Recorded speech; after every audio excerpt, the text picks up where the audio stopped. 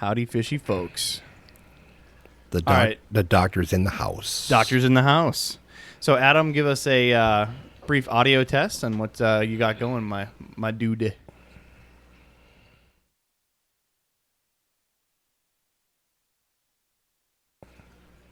The Breakfast of Champions. Ooh. Kiefer Sutherland goes a long way.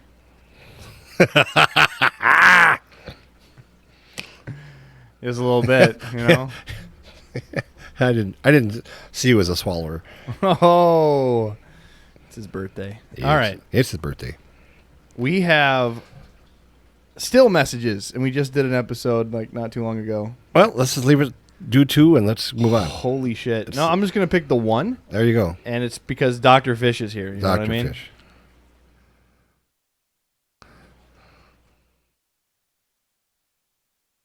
Perfect. So we'll make sure to go late for you. I'm joking. I'm joking. Or else you could just stay up all night Joking. and go in early, be done by noon. That's what I'm doing. Me? No, I'm going in at 5. I get to sleep in. Only got one stop tomorrow. I feel pretty. I feel pretty with this. And witty and bright. Yes. Nothing would surprise me. She gave him a hug. She's fine.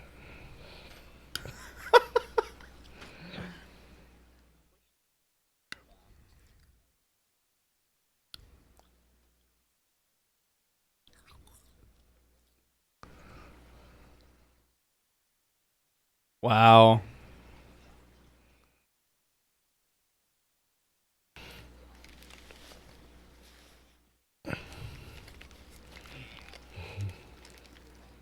You're fine. Don't worry about it. My boss says, "Hey, they have to. My boss required to call me twice a week, see how I'm feeling." And he goes, "How you feeling?" I said, "Well, my wife passed her COVID test for the week, so I think I'm good." She gets COVID tested every week. So I'm gonna send Adam and Doctor a picture of some shrimp, so they have them for the question that we're about to ask, and then we're going to dive into a bunch of different questions. So for those on Twitch watching right now, we are not yet live. We record this podcast once a week. We got a delayed situation, so now we're doing it on Thursday instead of Monday tonight. If you got questions on Twitch, certainly message them. We'll try to get them in. Otherwise, if you're in Discord, just hit us up in the live chat below. That's where it happens. Get your stuff submitted for Dr. Fish. Let's get this party jiving, boys. I mean, yeah. Also, I just want to put this out before we start. Sue, the gal who invited us that we should go speak at her fish club in New Jersey, New York area, said that they had a lot of plans canceled. So, unfortunately, not going to work out right now, but she'd like to put us on retainers for future when stuff, COVID goes away. And then sent us I would put 3-page document on what fish mean to her from that episode. There's just too much to read there. So I don't know if we're going to publish it, if we have her permission, if I could ask it for it. Regardless, I need to send that over to you, Jimmy and Adam. So it's a lot. It's a whole lot.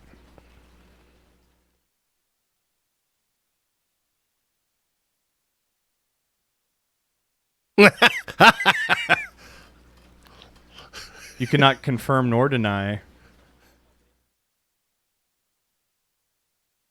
Oh no! Everybody stand up. Wah, wah, wah.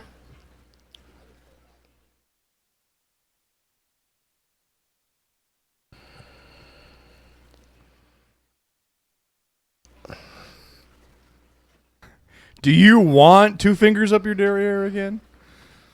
My favorite thing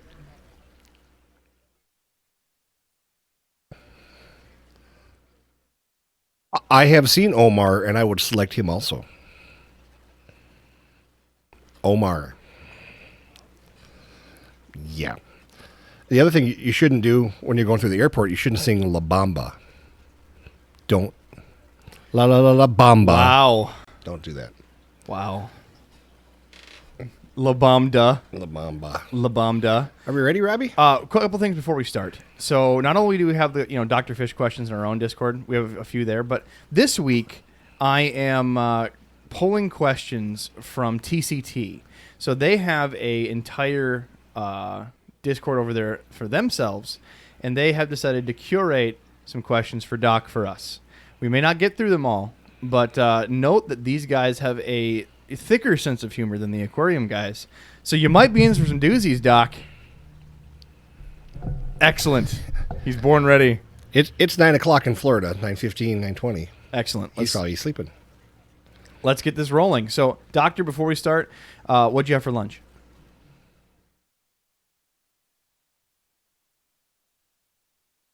You skipped lunch. So I skipped lunch today. If you were to name a lunch for dinner, I had homemade chili mac. Homemade chili mac. Nice. Excellent. I'm gonna turn you down just an ass I tickle. thought maybe he's going to say he had some 3 gummy bears and a Right. bottle of scotch. All right, you sound damn good, Doctor. All right. All right. Well, that's thanks to you.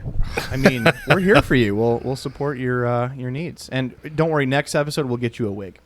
So, let's clear that out. All right, in 3, 2, 1. Hey guys, welcome to the podcast. So, I think this is going to be we pre-record our episodes, right? So this is going to be closest to Halloween, I think. So, where's your wig? I took Jimmy. my, I couldn't hear through the headphones. That I don't want to hear it, man. So I think old Jimmy age. in like episode 30s or 40s said that we had to wear wigs for Halloween or something because he wanted to dress up like rock bands. So I did not take it as normally Jimmy would. He was in a mullet wig for an 80s hair band. I, however, have the classic emo wig on. So. I look like Ellie Mae from the Beverly Hillbillies. That's who I look like. Right? I thought we had OFR on as guest tonight. Yay! You never know. You never know. Well, again, I'm your host, Rob Zolson. I'm Jim Colby. And I'm Adam Elnashar. So this week, we're tickled pink to have Dr. Fish episode 3. The doctor's in the house, y'all. James, welcome to the party. Well, I thank you. Happy to be here. Now, for those that have not been in prior installments of Dr. Fish, James is the head of fish health, if you will, at Seagrass Farms, the largest wholesaler of tropical fish in the United States. And we're just tickled pink to have him on. He's basically the fish version of Dr. Phil. He just has more hair. He has a lot more hair. A lot more hair. On the back. On the back. On the back. On the back. Well, James, again, thanks so much for having us. And a big thank you to Seagrass Farms, who allowed him to come and do this on a regular basis with us. It's been a while. That is mainly our fault. We're busy people, and we had to order wigs. I just get the scowl look from. This was your idea, man. Don't give me that. Yeah. We're all going to wear dresses in episode 47. Hey, Beach Turtles There we episode, go. doesn't it? Exactly. All right, so like we do every week, we're going to dive into a couple sent-in questions. Now, what we do for Dr. Fish is you can go to aquariumguyspodcast.com. On the bottom of the website, you'll find our Discord link. That's where we go on, do live chatting. Essentially, it's like a fan site where we can all help each other with our community tanks. And we do a lot of fun hanging outs. And that's where we record the podcast live. So if you want to join us live, do that. And we're also now starting to do this on Twitch. So twitch.tv/aquarium guys. Check us out. You'll see the wigs. You actually get to see our face. And I sold our soul to the devil this week, Jimmy. Yes, you did. And for that, you will go straight to hell. Well, you were anyways. I guess. After you deal with HR.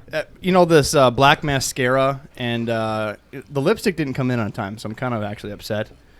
But I figured I'm going there anyway. So we decided, because we're getting battered so much by people, to add our podcast to YouTube. Yes, we finally did it. And, I only put 27 episodes up. We're still, converting them, putting them up as much as we can. But out of that, I think we got only 11 copyright notices. So, yay! Go Robs! You're welcome. You're welcome. Who knew that, making a little reference to, breeding jokes and playing, stuff like Lionel Richie and Marvin Gaye would get us copywritten? I didn't know that. I hope we get served some papers because I would love to be served by somebody so I could frame that and put it on my wall. Wouldn't that just be like our milestone moment? It would. It's kind of like Sheldon from Big Bang Theory when he has all his cease and desist from Leonard Nimoy and all those guys. So. Right. So we'll put that on the wall. But no, come join the debauchery, and we save these Dr. Fish questions because again, this is a recurring episodes that we do. So next will be episode 4. So if you have these crazy, we want you to like stump Dr. Fish because if he doesn't know, we're gonna find out and pull it back for the next episode. So if you truly stump him, we'll put you in for a drawing for a prize. Maybe we should give him that wig that you're wearing. Maybe some wig, fingernail polish, and mascara. There we go. Justin. We'll make it a kit. If it's all used, it's because it's Robbie's personal stash. That's right. So we did a bunch of questions last week, but we still got more in. We love you keeping them coming in. You can email, text, however. But this one is Aiden. Aiden says, "Hey guys, love the podcast and your willingness to help. I have blue really neocardinia shrimp in a tank approximately from a year ago. They started off great, multiplied to approximately 30-ish shrimp. I noticed a sharp decline in my population. I have also noticed some of my shrimps have a dark spot on the top of them near their head. I did some research, and I think they have black spot disease. I have not found a good answer for treatment and wanted to know what you guys suggest. Other tank inhabitants are 2 mono shrimp, a mixture of snails, including ram's horn, 1 nearite, and Malaysian trumpet snails, a.k.a. pea puffer food. It's a planted tank, and it has some hair algae. I'm working on controlling. Parameters are 8.2, ammonia 0, nitrate 0, and nitrate high at 5. I appreciate any help on the appreciate any help, and I love the podcast." So he also sent us a picture, and it's a top angle of your shrimp. I have provided Adam and the doctor in the house with these pictures. And again, this one was one that we got earlier in the week, so I decided to send this to our own expert in-house, Joe Shrimp Shack. And Joe Tyson, because I have shrimp. I don't have a ton of disease. I don't have a lot of issues with shrimp. They're not like common to get ick. So disease for me has been a few and far between issue. I've seen a couple other people have it, but it's always parameter based. So I sent it to the expert because, again, if we can't figure it out, we're going to find someone. And Joe had a recommendation that he directly sent me. I'm pulling it up here. Tell him to do a RODI water change. The pH is super high, and from what the pictures show, he's best guess is shell deformity is what he's seen on a more common basis. So again, if you see blotches, especially towards the head where essentially the shell starts, it could be a lot of symptoms. I have a lot of shrimp that have been given to me, and they've had a lot of blotchiness, and then after a molt, they're clear. So I don't know if where they came from had bad water parameters, but he's saying that he's seeing a shell deformity, change to RODI, dropping that pH. Certainly work on that. Otherwise, doctor, do you have any recommendations from that picture and the information you've heard? Really, that's probably going to be the best route. If it is indeed a parasite issue, unfortunately, most crustaceans don't take treatments very well. Formalin is about the safest thing to use on them. Maybe some salts and stuff, but definitely pH is quite a bit high for those shrimp. I would say lower to mid 7. And top end. Neocardinia can take higher pH than the Cardinia shrimp for sure. Like mine are probably 7-8, but maybe missing water changes. You said you already have some hair algae. There may be other bacteria in the water as well. RODI just ensures to drop it and remove any impurities. And honestly, that's just his way of promoting you to change the water. Get on it, pitter patter. I would say that's some pretty solid advice there. I mean, he probably needs a bigger tank. Right. More tanks.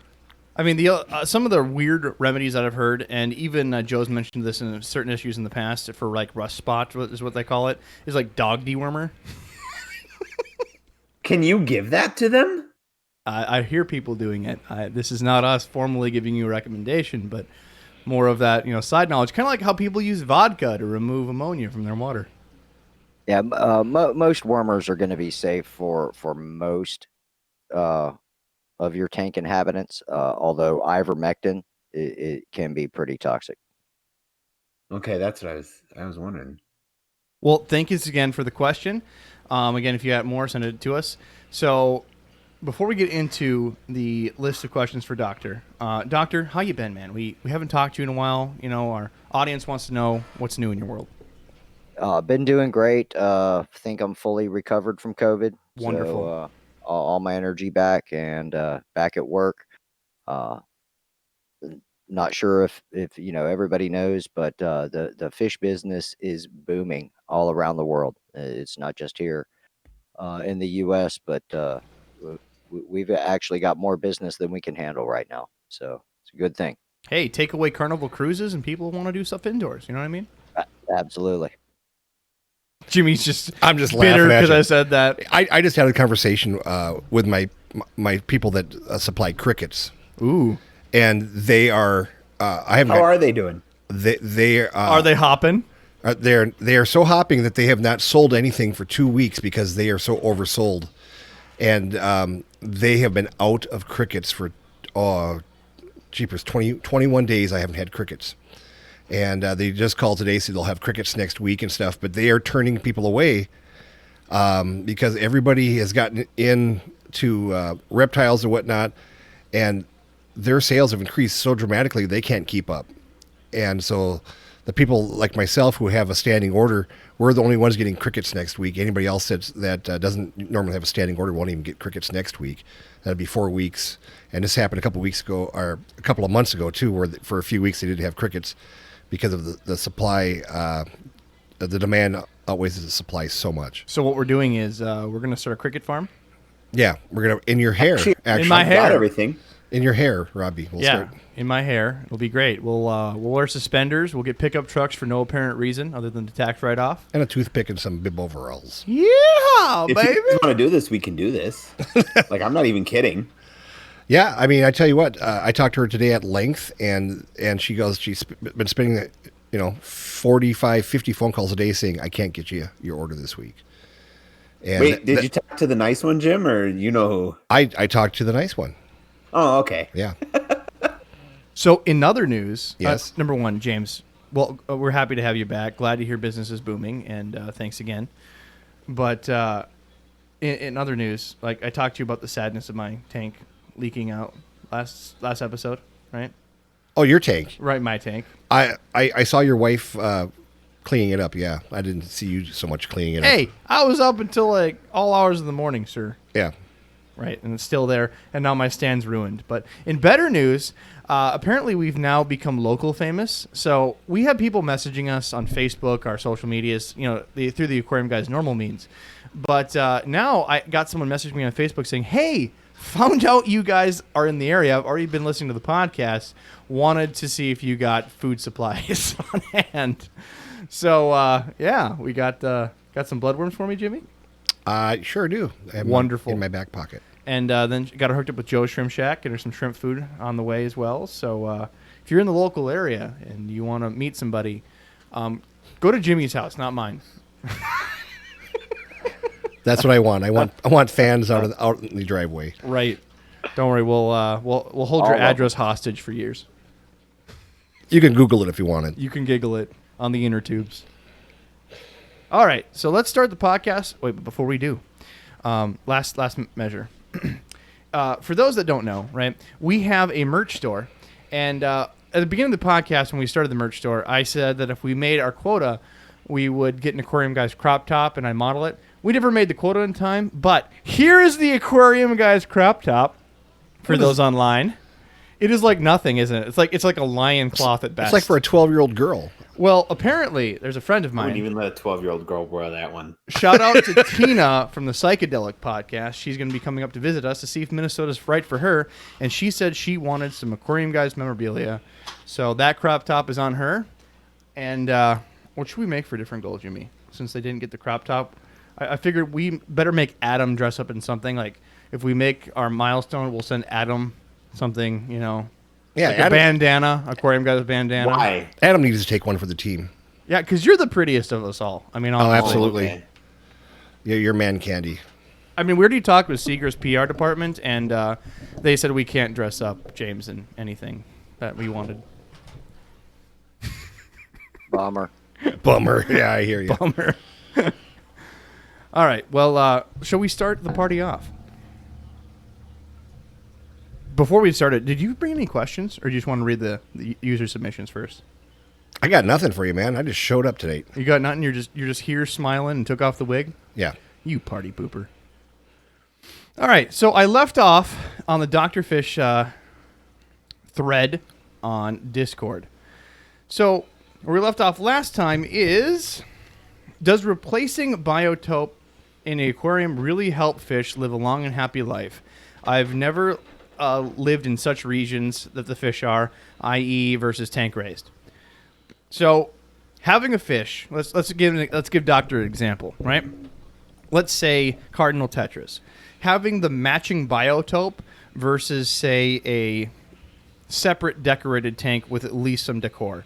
Why is the native biotope better, or do you disagree with that? No, I would agree with it. I don't know that it's going to improve the health of the fish in particular, but it will increase the well-being of the fish. If you look to the 5 freedoms of animal welfare, definitely a fish that's going to be where it would be in the wild, even though it wasn't grown in the wild, is going to be more at home, because it's in there genetically still, even if they were raised. I mean, my argument is, if they're tank raised, they've never seen their natural habitat, you at least know that the safest bet is where they come from. You're not going to do it wrong, where anything else could be a risk. If you don't know someone's done it before, or you're trying to come up with something unique, you know that their home habitat's at least what they came from. You're not going to do anything bad to them doing that. Absolutely, especially if you're just talking the aesthetic points, because tank raised fish, or you're not going to have to. Well, let's take discus for instance. Most tank raised discus, when they're growing them by the thousands, they're doing probably 100% water changes a day in these tanks, and they're not doing soft water. They're not controlling it at all. Whatever water comes in is the water that's coming in, and when our discus come in, they're shipped in water in the 8s. We get it down in the low 7s, but other than that, they do fine. You don't have to adjust it down to 4.0 just because they're a discus. So wonderful. All right, next question. Next item up for Biz. We have, why is there a hole in my fish, and how should I treat it? I'm assuming it's some kind of antimicrobial, and I sent you, Doctor, and Adam both pictures. We got that guy right there, Jimmy. I think that fish has a navel piercing. Yeah, that looks like it's spring break scars for sure. Spring break, yeah. That's what happens. You go to Florida and drink beer on the beach. What's your thought, Doctor? Yeah, that's more than likely a bacterial infection. Hard to say what type of infection that might be, without actually culturing the bacteria. Salt. Salt it up, boys. Salt. I mean, you could have predicted that one, right, Jimmy? Salt in a new tank. Salt in another tank. That's always what it is. Honestly, it looks like you stuck a piece of gum to its bottom fin. It's kind of an interesting little growth there, for sure. But all right, next question. If you can choose one medication over all others, what would it be, and why salt? Because it's $3 for 40 pounds. Well played, that's sir. funny. Well played. And that's the number one. That's my first go-to always. No need to be throwing chemicals, harsh chemicals in anything, oxidizers in anything, especially if you're not sure what it is to begin with. Definitely don't want to be throwing antibiotics in something that doesn't need antibiotics on it. Salt also, it's gonna, if you have any nitrite problems, you're gonna be able to combat that with salt. And another thing great about salt, it's really easy to get it out of the water too. Wonderful. Well, I just want to point out that we've had a couple people message us with like memes like, if your food tastes bad and your fish is bad, add salt. Well, I'm a person that adds ranch, so don't do that to your fish. Just putting that out there. There is one disclaimer I'd add about salt, though. I think I mentioned in the last podcast about killing all my plants because I added salt when I did water changes, and yeah, but guppies and brackish, so you know How could you? they're okay, but my plants not so much. So know when to add your salt. If you're super planted and those particular plants are sensitive to salt, that's what we have quarantine tanks. Be smart, tub it up. Rubbermaid totes go a long way. Cycle them through with some sponge filters. Make sure the heat's properly done. Lit it. Keep them dark. Dark lowers stress as well. All right, next one. What are common problems that plague breeders, live breeders or egg layers, and how can we set ourselves up for success? Are there differences versus large scale and small scale? I feel like this is a huge question, and it actually was put up by Scrap a while ago. Yeah, that's a great question. Water quality, okay, number one.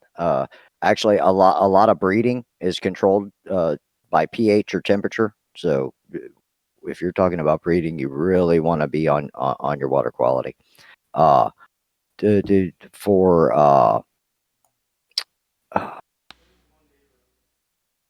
predation by the cohorts and our parents. For live bears, definitely want to keep an eye on that. Like mollies, I've seen mollies eat mollies while they're being born. Another molly will chase after the female, and while she's popping babies out, the other molly's gobbling them up. It's just food dispensers. Absolutely. Like a Pez dispenser. Yeah, similar. And so you suggest more salt for that? Take a little pelts of salt and throw it at the other molly. There you go. Speaking of breeding and stuff. Pellet gun. Speaking of breeding, yeah, Scrap perks right up.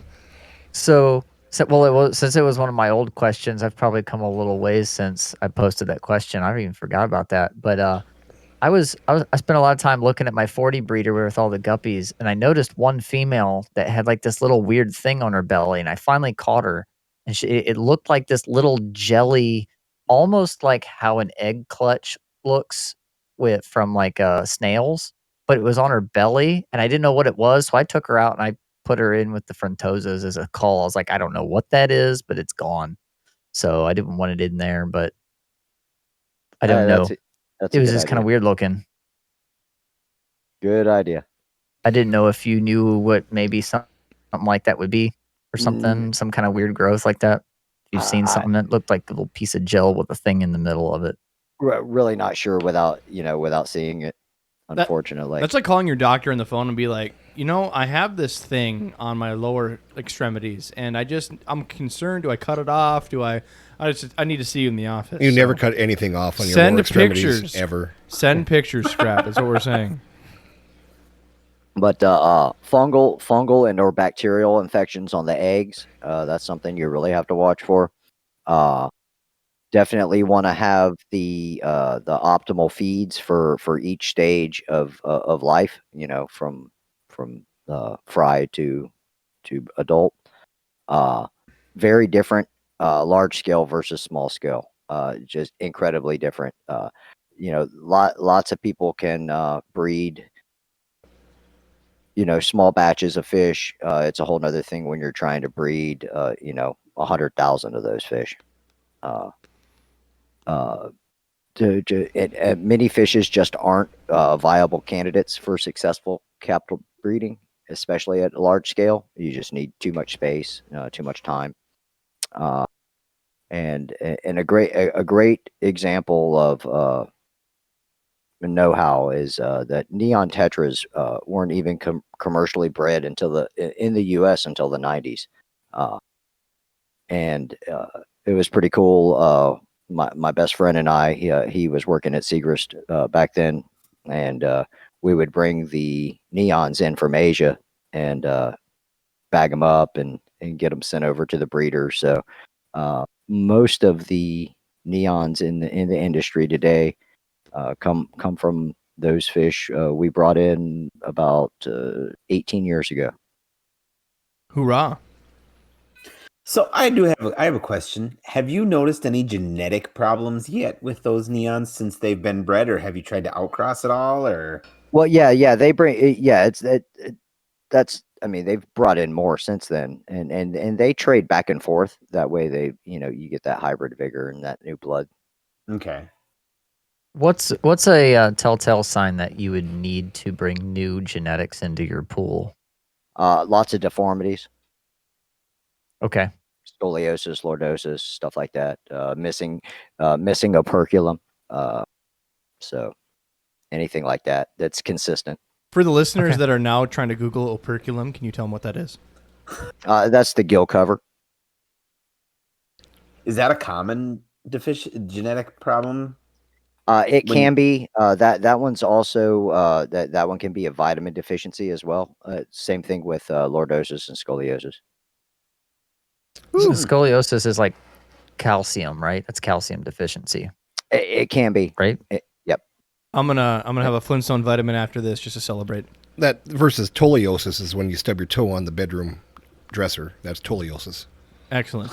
Oh yeah, one with the claw feet that stick out just, Oh, that just hurts, far doesn't enough it? to catch you when you're in the dark. 2 a.m. as you're going up to the bathroom, that just hurts. Can diagnose.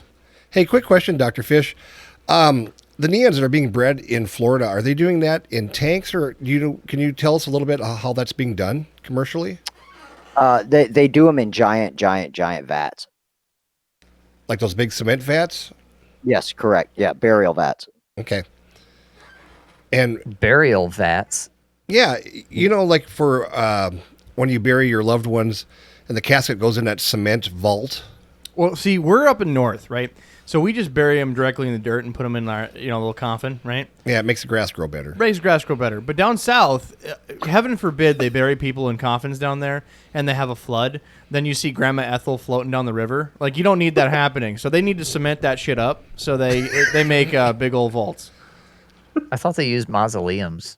Because the Oh, only that's time New Orleans. Mausoleums Yeah, are that's for above ground. That's Above for ground, yeah. When they put them in the ground, Right. it's actually a burial vat. Yeah, so just to make sure that the only time Grandma Ethel's going to visit is when she's still kicking. You know what I mean? That's Yeah, gonna and get her to the right it- target. yeah, That actually happens in Louisiana quite often, actually. grandma comes back. They float right out the mausoleum. The doors are open. All right, tiny further tangent on this, right? I didn't know this, and how I figured this out. I'm like, what? I saw like some news article, like, oh, unexpected flooding in this state, and all these, coffins are popping up. And I started googling it. Sure enough, there was like some dude that on YouTube. I can't find the video now. It's probably removed because everybody hates this type of video. And literally, the dude's taking a picture of the flood outside of his house, and it's basically a river in the street in front of him. And there's like 7 coffins, and he's like betting them on like racehorses. He's like, come on, get to the black one. He's like announcing it like it's some Calgary Downs. That's brutal. And that still didn't answer my question about breeding neons, but thanks a lot for going off into the ditch on that one. Hey, we're here for you. We're here for you. So yeah, the one time I did go down to 5D down in Florida and stuff, they have rows and rows and rows and rows and rows of those cement. What do you call them, Dr. Fish? What are they called? They're burial vats. Burial vats, yeah. And what's nice about those too is they probably don't ever move during a hurricane. I 'cause- assume they're low cost. right, they're low cost. So do they breed those fish right in the tank, and how do they collect the eggs? Now that part I'm not privy to because I don't work on that farm, and some of that's well guarded secrets, obviously. That smells like an episode to have with a breeder there, Jimmy. Yeah, maybe. I just- But yeah, they'll put them in there, and then they move them from vat to vat as they grow bigger, and as they pull the culls, and then we get them and send them to y'all. Off they go. What's your next You question? mean to tell me they've got some guy that just his whole job is to catch little tiny neon tetras out of a vat, a 6-foot vat, and then figure out the culls? Yeah, absolutely. I actually used to do that with the baby Glodanios. one by one. Oh, So do you collect babies, or you pick up the breeding stock and move them into a different tank? On the Danios, I was getting the wigglers out of the spawn buckets. They would just spawn those in styros, like the styro that comes in the fish box, Yes.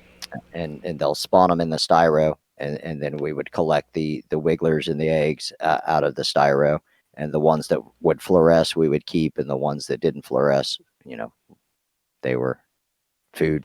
Food. Yeah, when I was down to Norton's Tampa Bay fishery, and I think you guys actually own that farm now, Correct. they were showing us how they breed the zebra danios in the styrofoam coolers. And at that time, they had those styrofoam coolers stacked up, and they just had a piece of netting in there, and the zebra danios were probably only in about 2.5, 3 inches of water. And so they're egg scatters, and so as they're laying eggs and stuff, the males would fertilize them, and then the eggs would fall down through the netting, and then they were unable to get there and eat the eggs. And I thought that was quite interesting and quite low cost. Yep. That's pretty standard. All right, so next question on the list. We're going to keep powering through because we got a bunch. We still got to get to TCTs yet. Can you confirm or dispel the authenticity of substrate gas bubbles that release quote-unquote toxic ammonia and kill your entire tank? You see this commonly said on forums, but I can never find any real science behind it, nor people that have experienced it. So it's not actually toxic ammonia. What's going on there is deep sand beds or even just dirty gravel beds. You'll get a buildup of anaerobic bacteria down there, and they will actually produce hydrogen sulfide, and that's that egg water. If you've ever smelled a well, it usually comes out of shallow wells rather than deep wells. Deep wells are pretty clean. Shallow wells have a lot of hydrogen sulfide in them, and that is extremely toxic to fish at levels that we can't even smell. So If you can smell it, then you know you're real bad. if you can smell it, your fish are gonna die. What? There's really no saving them. Okay, is there any Yep. ways to remedy this? Because I heard that helping fizz the water, if it happened, while doing a water change can help. Yeah, you gas it off. Yeah, that's the easiest way. I've had a couple times in my own tank where I had a couple that were pretty egg salady, and I'm like, oh no, and I just like threw like 6 stones in there, and I'm like crossing my fingers, and nothing happened. So I think I got lucky. Yep, yeah, gassing it off. We pass ours through a pack column or just a big column full of bio balls. You can also use an aerator, or you can use a spray bar.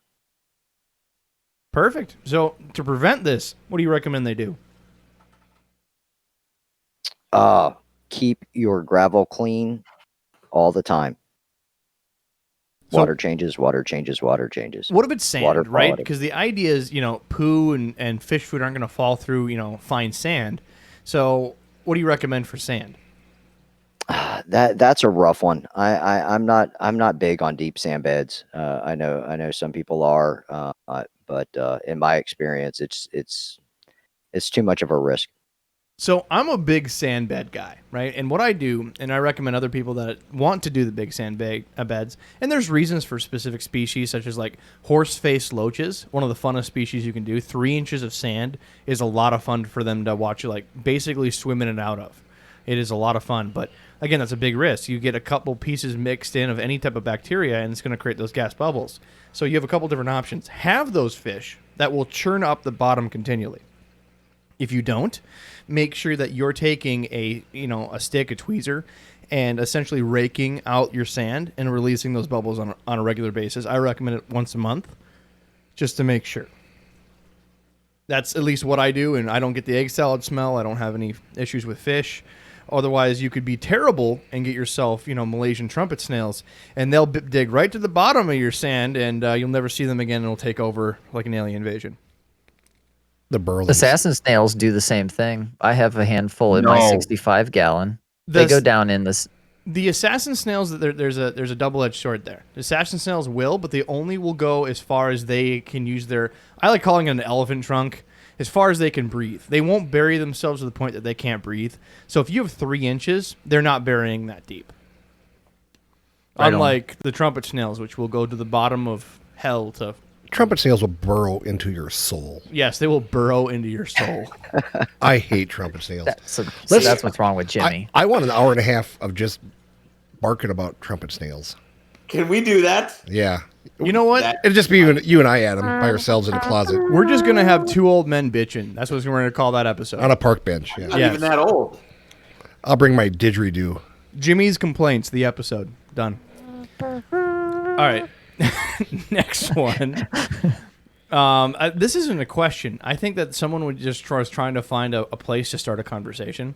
So this is a quote-unquote rumor, because we cannot prove this. Human growth hormone is used in Australia to induce spawning. Commonly HCG. Do you know anything about this, doctor? Yeah, that's actually 2 different things. Human growth hormone is HGH. Human chorionic gonadotropin is actually what's used for spawning fish. HCG, excuse me. So yes. Yeah. But no, HGH was what was on the question. I've got it here as well. Carp pituitary gland is the most common used for spawning. Also, gonadotropin releasing hormone from both humans and salmon is often used, and they have some analogs to that too. Some man-made synthetic versions of the same, and also methyl testosterone is currently used right now to produce higher rates of male tilapia, and we're looking to be able to get that into ornamental fish soon in Florida, at least. And what would be the advantage of just doing male fish? Is that so people don't have the females to breed and compete? No, so you can when you're talking food fish, a lot of the males get bigger faster. Okay, So, that makes you know, sense. they want to grow a bunch of males. But for ornamental fish, it just to make sure you have the right amount of guppies. That's one thing that led to the decline of growing guppies here in Florida. Same thing with swordtails. We're losing our males, and we've had University of Florida studying it for years and years. Nobody's come up with a real solution to it, unfortunately, or a cause. Only thing I've ever found is there's a couple papers out of South America that say runoff from farming affects the amount of male fish in natural areas in South America. So that might have something to do with it. Would that be like the excess nitrates in the water from the fertilizer? I Or don't is- think it's the nitrates. I think it's something else. More on Like the chemical pesticide? side. Yeah, exactly. I had heard that when you doesn't the pH affect the fish and the general hardness? Doesn't that affect it? I remember reading somewhere. It's going to depend on the species of fish. Okay, so it's not just every fish, it just knocks out males and makes, you know what I mean? No. It's going to be highly species specific. Okay, I didn't know that. But I did. So that is true that like some fish you can control the sex of the eggs, the babies, based on with like general hardness or whatever. Temperature and pH typically, but other factors can play in as well. Okay. All right, so I'm going to take a pause there. That's the questions we have in our Discord for the aquarium guys. And now I'm going to go to the guest of the day. Again, it's the Community Tank. They have a Discord. They're originally a Discord group of just fish people trying to help other fish people. It's a great place to network, especially with COVID when you can't go to all these fish meetings. There's a bunch of fish Discords, but this is one that I really keep dear to my heart because I appreciate fish and comedy, and these guys definitely do it. So if you're looking for some fun, go to thecommunitytank.com. They also have their own little podcast that they do. Definitely for adult ears only. I mean, if you think we're the harsh podcast, listen to these guys. They have some fun. But their community decided to get some Dr. Fish questions together because they're a fan of the doctor, frankly. I mean, it's clearly your charm, your glasses, or that sexy voice. We don't know which. It's the it's the hair. It's the Yeah. hair. All right. So the first question is: if my mormarid or any other scaleless fish were to get sick with some common fish sickness seen in the hobby, what is the best way of treating it without harming my fish? Mormarids are tough to treat. On the system we hold our mormarids in, we don't use any formalin on it. It'll knock them out. Also, no copper in that system ever, and no organophosphates, because all three of those are the kiss of death. You can still use your oxidizers. You can use potassium. You can use peroxide, Menfen, uh, and so. But you are very limited when you're talking mormarids.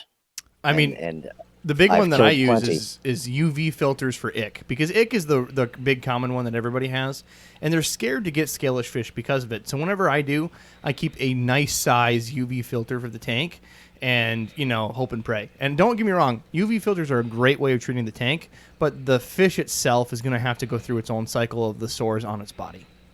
Absolutely, yeah. You can't treat the ick that are insisted on the fish. You can only treat them when they're in their free swimming stage. So that UV can be very effective.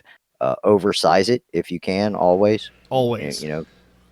Double, triple, quadruple, whatever you can afford. The biggest UV you can afford. And if you Really? can't afford other UVs, there's a cheap method. If you have a hang on the back filter, you can buy just the UV light bar and put them in your hang on the back filters. It's around, I think, $12, $15. Easy way of getting it done. But again, it's all about the flow of your hang on the back. If your hang on the back is under filtering your tank, we want you to double filter because we want all the water pushing through that UV filter as much as possible.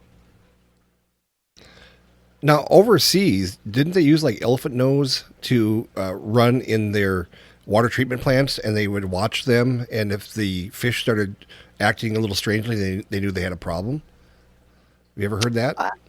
I'm not sure about the elephant nose. I do know they use sentinel fish in Asia, so to see if water's dirty or not.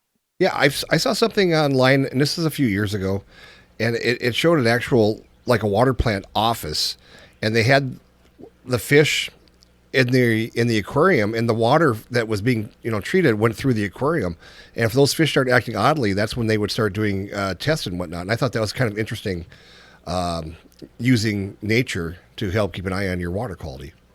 That makes a lot of sense. That's actually the origin of the glowfish. Over in Asia, they use Medaka for what you're talking about. Checking the water, and they induced the fluorescing gene so they could see the Medaka easier. And what is the Medaka?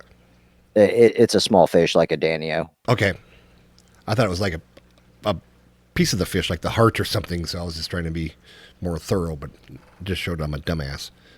Would you read that next question for me, Jimmy, since you're a dumbass? Why can't I buy fish in Canada? Or No, fish the meds? one above it. Oh my gosh. What is the best way to treat Epistylis? Did I pronounce it? Epistylus. Yes. That's what I meant. Sure. There you go. So, fortunately, water quality, believe it or not, Epistylus is a protist, but it's a stalked sessile protist. So it doesn't actually feed on your fish. It is a pathogen. It's not a parasite.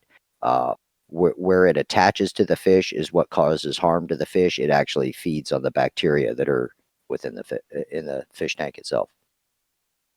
So salt, formalin, pretty much either of those take care of it. Wonderful. So, as Jimmy said before, why can't I buy fish meds in Canada? Because Canada has shitty rules. Because they're irresponsible drug addicts. Well, okay. I feel like that's less of a doctor question. Like, he can't prescribe that Canada has an illness why they wouldn't have fish meds. That's more of a political question. But, Canada's too focused on maple syrup, and we'll leave it at that. I was going to say, you can buy fish meds in Canada. You can't buy fish meds from Canada. So Right, and if you wanna- do get any if you fish want to go meds, to Canada, you have to go through your veterinarian, and they have strict regimens, and it's a pain in the rear end. So with this whole COVID thing, has it been tough for you guys to send fish into Canada? well, actually, not because of the COVID, but there's a lot more import export regulations going into effect starting this month. So there probably be less importation between the U.S. and Canada for a lot of fish. So is it just certain fish that they're not allowing into Canada? Because I know, like, up here in Minnesota, there's certain things like I can't buy from Julie, such as dojo loaches and things that could live up here in our water. Is that Right. Yeah, every state has that, and they're all different. It's like koi, you can't sell koi in Maine. Really? Nope, nope. But people just drive to Vermont and buy them there, and then take them back to Maine. Those rat bastards over It's there? kind of in it's kind of silly in a way. The smuggle But, is real. Yeah. Would a But- dojo loach even live in Minnesota? Yes. If you want to look up the dojo loach, can live in Minnesota. And for those that are looking up dojo loach, there's also called weather loach. There's two forms. There's their native brown form, and then there's this more popular aquarium golden form, and that's what we have in our aquarium guys merch store. If you want to get a penis fish T-shirt, but go to just Google yourself weather loach in Michigan, and you'll find entire lakes that have been completely succumb to the dojo loach invasion. Like, it completely destroyed the entire ecosystem. Seriously. Yeah, it's real hefty in Michigan, and this is like North Peak of Michigan. They excel in Minnesota climate because they're from really cold areas, China. The other thing that kind of blew me away is we're not able to purchase blue crayfish from Seagrass up here in Minnesota because apparently the blue crayfish, I don't know if it's... Well, they're trying to do all crayfish, but there's some limitations to that. Like, they won't do Mexican dwarf; they'll still let that within reason. But it's mainly because of like the red spiny crayfish that is not supposed to live through a Minnesota climate, but somehow has found a way. Probably burrow themselves down in the mud. Right. So there's just a lot of different crayfish species, and I don't think they want to be the crayfish police. Like, oh, well, that one's blue, maybe, I don't know, keep it, and then they just get some sort of invasive species. They don't really have lessons from the DNR teaching them what crayfish is kosher. And all states are wacky like that. Like in Florida, you can't buy and sell red-eared sliders in Florida, but you can buy and sell an albino red-eared slider in Florida. Ooh. Go figure. And the last time I was down in Florida and we went and did the little tour of the different stores and stuff, most stores had red ear sliders for educational purposes only. Yes. I see what you did there, Jimmy. Yeah. I see what you did there. Yep. All right. What precautions would it be good to take when buying sensitive wild-caught fish? Like, you got to hit me up with that one, Jimmy. Pero. You know what? I'm just going to copy-paste that one to Doctor. Doctor can do this one, right, Doctor? Sure. There, try to pronounce that one for me, buddy. It's more than 4 letters around. Right. I can't do it. I'm too hungover. Right. Peros for Nemo. So yeah, when buying wild caught of that, how would you go about breeding them and keeping them happy, healthy, long term? I honestly have to say I'm not familiar with that genus. What is it? What genus? Paraosphornemus. I'm assuming it's related to some type of gourami, but I wouldn't quote myself on that. Yes. Genus of gourami species native to Southeast Asia. All species highly specialized with peat swamp inhabitants native to Southeast Asia. Males are usually extremely bright. Some of these fish that I've seen in the trade, and again, I haven't done these. Yeah, they're stunning. They literally look like I'm going to send you a picture there, Doc. I want to see these. Yeah, let me save Send me that. the name. I want to look this up. This is amazing. The doc knows it from the top of his head, and then Mr. Google Meister over here found it on the Google channel. We're gonna giggle it with our inner tubes, if I can giggle it correctly. Maybe. You know what? I'm just gonna grab this, and you can look at the picture. There we go. And paste, and paste, and I'm even gonna put it in the chat for the rest of the people in Discord. They're beautiful. Oh, that's beautiful. Oh, Beautiful. Yeah, Stunning. yeah. The stuff like that's breathtaking. And if I remember correctly, yeah, they almost required peat. But again, never had these. Not gonna lie. I kind of want some. Right? I would bet that I would bet that you breed them just like a beta, just based on looking at their body shape and the way that male's courting the female in the little nest. I bet that's exactly what you do is you breed them just like a beta, except they aren't or they're gourami, so they should be I mean, bubble nesters. don't feel bad. He does that to a lot of people when he goes to like brings his kids to like group outings. Like, yeah, that mom is a bubble nester. Oh man, I feel like I'm getting dirty looks. You know what? I'm gonna just I'm gonna find some of these, breed them, and then I'm gonna tell you to go fuck off or fluke off. Fluke off. There you go. Fluke you. Fluke me. You can go fluke yourself. All right, there we go. But again, any recommendations? You said you haven't had a lot of experience with them. No, I absolutely none, honestly. I know they're really not in the trade. I don't know if that's because some of them are CITES species or they're just temperamental, or no one wants to put peat in their tank. I'd really like to find out more. There's probably a civil war where these things live. Well, you know what? I'm gonna put that one in the running for Stump the Doctor. We're gonna have to put notes on that one to find it later for sure. Yeah, that'd be great. Okay, next question. Now I got to go back to the questions. Oh, hey, can I ask a quick one? Oh, please. Have you got any new stuff from Brazil yet? Because Brazil's open, right? Yes. We've been getting some South American stuff in. Brazilian. Yep. Anything super cool? You got to and give rare? us hints, man. I mean, come on. Have you gotten any of the traditional Brazilian butt floss in See- yet? Besides the butt floss. Just speaking for James here, we don't mean to pressure you. We understand that the moment you say something, every vendor and their mom are going to call like, "Hey, we heard on the podcast that we could get this from Seagrass." Butt So floss. know that if he says it, it may not be all the way come true. All right, maybe some in the works. Be nice to that's true, Seagrass Farms. that's true. We've got some wild plecos in that last shipment. Some nice stuff. That was probably about it on that shipment. Pretty much bread and butter stuff. Okay. Darn. I was just excited Brazil opened up again. All right, next question. What are some good preventative measures for making sure your fish don't get sick? I'm going to thumbs down that one. That's what this whole episode's about. You got yeeted.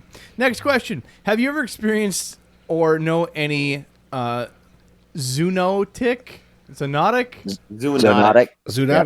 diseases and parasites from feeding insects to fish? Figured there'd be an extra eye in there. No, but one time my crab got crickets. Yes, mixozoans can come from even any tubificid worm can transfer diseases to fish. So you have to always watch that. Any tubifex or any of the tubificids in general. So what's the risks of that, getting that in your tank? Mixozoans you can't treat. So if your fish get them, you're pretty stuck. And you can also schistomyces can be transferred from snails. Also, there's a lot of the metasicaria or grubs that can get in your fish from copepods. So anytime Can you're they doing get that, the worms? oh, go ahead, Adam. Can they get the worms? Because I know that The worms. Is that your scientific name, Adam? The worms? I have heard. Now I have had a friend of mine. He actually got a friend. He said that he got pinworms from crickets, but that wouldn't go into fish. That I'm not familiar with. Okay. Because I just thought, I'm like, well, dude, you're supposed to wash your hands after touching crickets, but Are you asking for yourself, Adam? Is that No. who your friend is? no. Adam, Adam, do you have pinworms? No, I do not. Okay. Hey, Just a friend asking. all right, just between friends here, right? It's COVID season, so I want you to treat your tank after your hands have been in it and you're ready to go to eat dinner like you just touched a Walmart shopping cart. All right? Oh. Just if you I can don't even go to sanitize Walmart. up, Chop you're your good to fingers go. off. Chop your fingers off. All right, next question. What are some ways to cure a Microbacteria marinum? Microbacterium marinum. None. 0. Next question. But None. you Next. can't just tell us like Yeah. you're F dude, bleach your tank. Like, don't worry about it. That's actually what's done. What? Mycobacterium marinum. It's very nasty bacteria. It walls itself off in the fish. So there's no treatment for it that won't kill the fish. Unfortunately, depop and starting over is the general route there. So the way to cure it is don't get it. Yes, and now with that said, it's in the environment all over the place. It's that's what causes what they call fishmonger's disease, and some people actually can get it in their hands. It's in both freshwater and marine waters, and typically most people, if you get it from a fish tank, it's because you had cuts on your hands already, and then you're putting your hands in the water, or you're working on your reef tank and you're moving your live rock around, your live rock falls and cuts you real good. You can get it like that too. And how do you treat a person for that? Several courses of intense antibiotics, and usually you have a pretty nasty scar. Wow, that's crazy. How often do you see that? Like, is it a common, or is it like just like a 1 in a 10,000? Well, let's hope it's not that common. I've known 2 people in my life that have had it. One was associated with work, and the other was a person that I met at a fish symposium. Damn. Rip. Did he have like a wicked cool scar at least? Yes. Excellent. See that if you at least get some horrible disease that you finally get over, you at least need some like token to be like, that's a great thing to talk about at a party. I'm like, no, seriously, dude, I was escaping a tank and I almost died.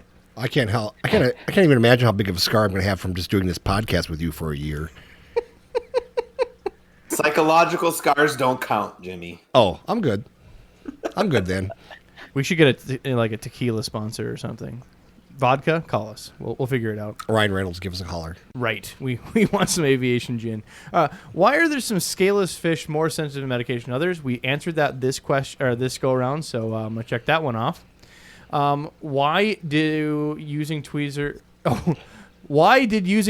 remove ick from my fish harm it? This is a great question. Like my question of the day, buddy. Question of the day. So why are we not to remove ick with tweezers? Wow. That was my I told you to prepare for some of these. Now, we're not trying to condemn this person. This person clearly just doesn't know how ick works. So, like, 30 seconds. His name is Tom the Bomb, so that might be part of it. 30 seconds or less, hit him. Yeah. The only thing I ever use tweezers for on a fish would be either Argulus or Lernia or anchorworm. So Argulus is fish lice and Lernia is anchorworm. Those pretty much require either taking them off with your fingers or with tweezers. But ick is actually encysted under the skin. It looks like it's on top of the skin, but it's not. It's under their skin. So if you're pulling ick off with tweezers, you're actually ripping holes in the fish's skin, which is going to leave them susceptible to all the nasty bacteria that are in your tank. All right, so here's one question that's not on the list. I had a message to me. I figured this is a good time to bring it up. Great question. Essentially, learn how the ick process works, and then I'll tell you why we can't use tweezers. But the question at hand that I was sent was, do you know any people that for swim bladder issues or any other issue use some sort of peripheral to use like a wheelchair, like for fish? Like I've seen how they use like straws with like bobbers to try to keep goldfish upright. You've got too much time in their hands. There's a couple rare cases where I've seen it work, and I'm telling you. Why? Humane euthanasia. Humane euthanasia. And what he meant by that was buy an Oscar. So, I'm with Doc on this, right? Especially because you work in a massive fish warehouse. You're trying to tend to the fish's care needs, putting some sort of contraption on it when you can't watch it. It's probably going to kill it faster and much more harsh. So euthanasia is great. But if you're one of those people that decide that with a swim bladder and you have some weird fantail goldfish and you wanted to give it a try, know that you now have to sit in front of that tank for the next 3 hours or minimum just to make sure that that's not going to slip and harm your fish. I have heard for swim bladder issues with goldfish that adding duckweed in your tank and they'll eat the duckweed will help considerably. And I've heard that over and over. Have you heard that? I've heard duckweed. I've heard crushed up peas. I mean, there's a lot of those anecdotal remedies for stuff like that. And, if it works for you, keep doing it. But I don't know that it's really science-based. I'm going to get some pictures and video of this fish wheelchair for Doc just for the sake of entertainment to share with his friends. Yeah, he's nodding his head no. No. Nobody wants to see that. All right. How does fish TB present, and what's the actual risk of catching it from your fish? That's back to your Mycobacterium marinum. And marked off. Next question. When you get wild-caught fish, are there any areas where you find proportionally higher rates of viral infections? Southeast Asia. And why? But more the more, well, just because the mass quantities of fish grown there. But as we're doing more and more research, we're finding more and more viruses, and we're finding viruses in wild fish that there really aren't people around, like in South America, or the closest town is 300 miles away. Or finding new viruses. They're not new viruses, but new to us. Like right now, P. coronaviruses are the big one that's getting a lot of study. And why is that getting a lot of study? Just because there's money, there's funding for it, so it's being jumped on. Unfortunately, because we're on the ornamental side of things, there's not a lot of funding for research like there is for food fish or shrimp production or anything like that.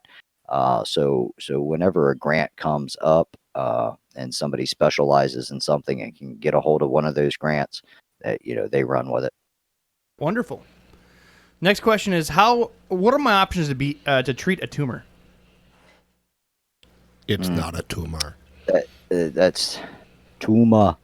Yeah, that's a hard one. They can be excised, but it takes a lot of experience, and it's really going to depend on where the tumor is located. But definitely have to sedate the fish, which is not an easy task, and then have a lot of experience excising. That would be something. There are fish veterinarians out there that specialize in stuff like that. So because I've had this question quite a few times before, and number one, is it a malignant tumor? Is it a cancerous tumor? I mean, I don't have the tools, nor am I going to pay the money for a $4 fish to get tested. Honestly, it's just out of my means. So if it does not affect its life, let them live. I've now had one of my dojo loaches, which is half the size, live now 9 years with a massive tumor out the side of it. I think it hindered its growth. It could not grow any further, but it's lived happy, healthy, and fed. Just passed away a couple weeks ago.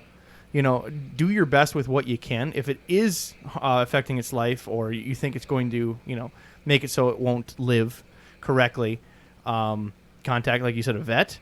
But in most situations, it's most humane to take care of it, because if you're in an area that you do not have a vet to take care of that, the risk of you hurting that fish in a worse way than just humanely putting it out is pretty high. Buy an Oscar. Yep, I would agree 100%. Honestly, I mean, what would you rather do? Put it out humanely or watch it die of its wounds from a, operation that you've never done before? All right. Yep. And just because you slept at a Holiday Inn Express last night doesn't mean you're a doctor. Does not mean you're a doctor. Okay, next one is how can I cure bloat by brapping a fish? How did I cure a bloat by brapping a fish? What the hell's that? So, for those that don't understand this brapping term, this is used as a meme in a lot of fish communities. How they release a lot of oxygen from their stomach. So, I would assume this particular person happened to, in a last dire effort, squeeze their fish, made it release some sort of air pocket in its body, however, wherever, and now it's cured. Why wouldn't? Praise Jesus. So, is there any times where you would, quote, squeeze or barap a fish to cure it of an ailment? Only to get it out of its shell. And, pop And it again, in we the mouth. don't recommend this. We understand that doctor does not recommend you ever brapping your fish. But has there ever been a time where, like, well, a little squeeze and just fix the issue?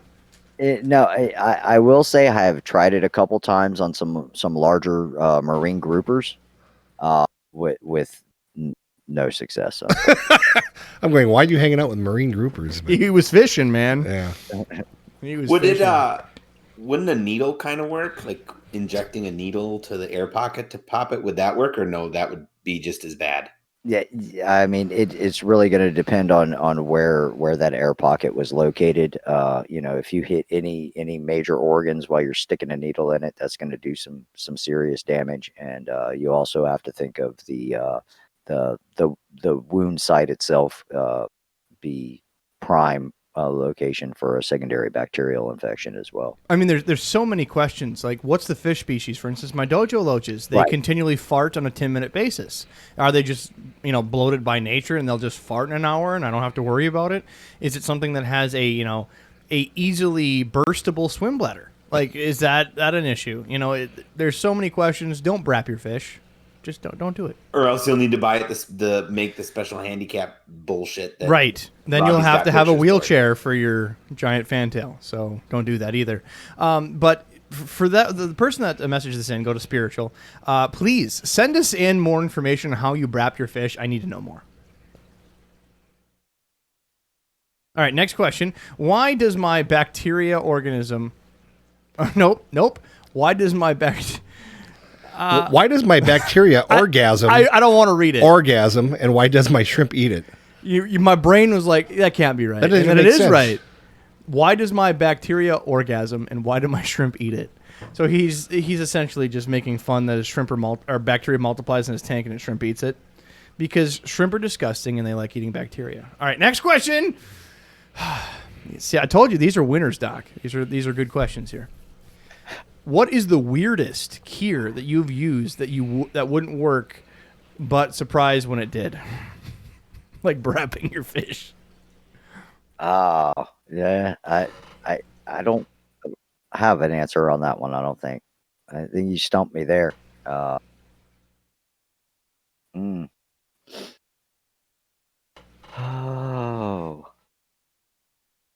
It's all right. You take your time. This is going to be a good answer.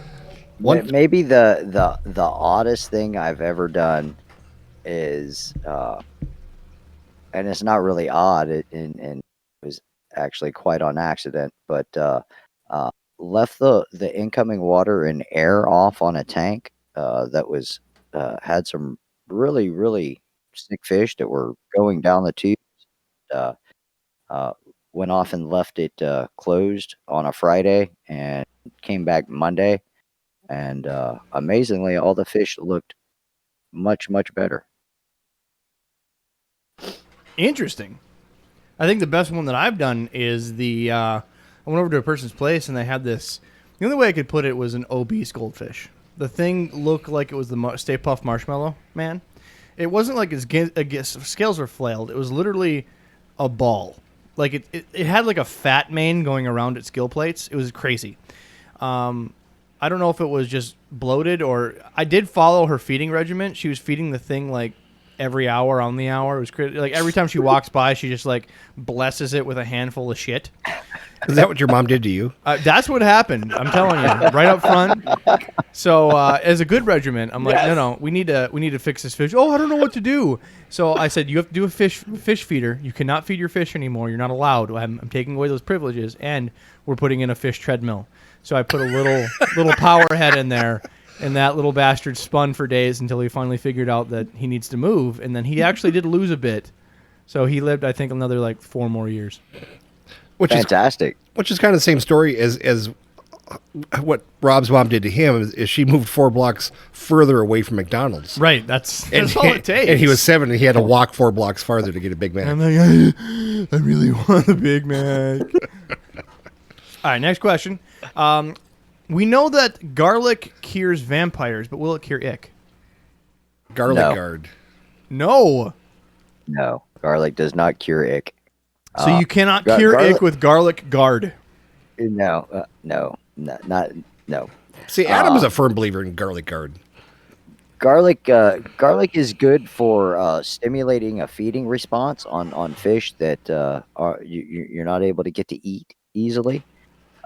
But other than that, there's no peer-reviewed research or any science to say that garlic will do anything to ick.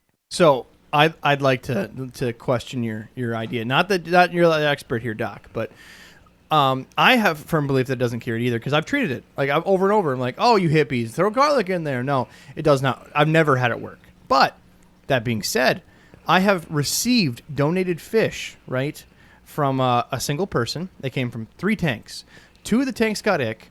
All of the fish from the 3rd tank that was feeding nothing but exclusively like garlic-based food did not get ick.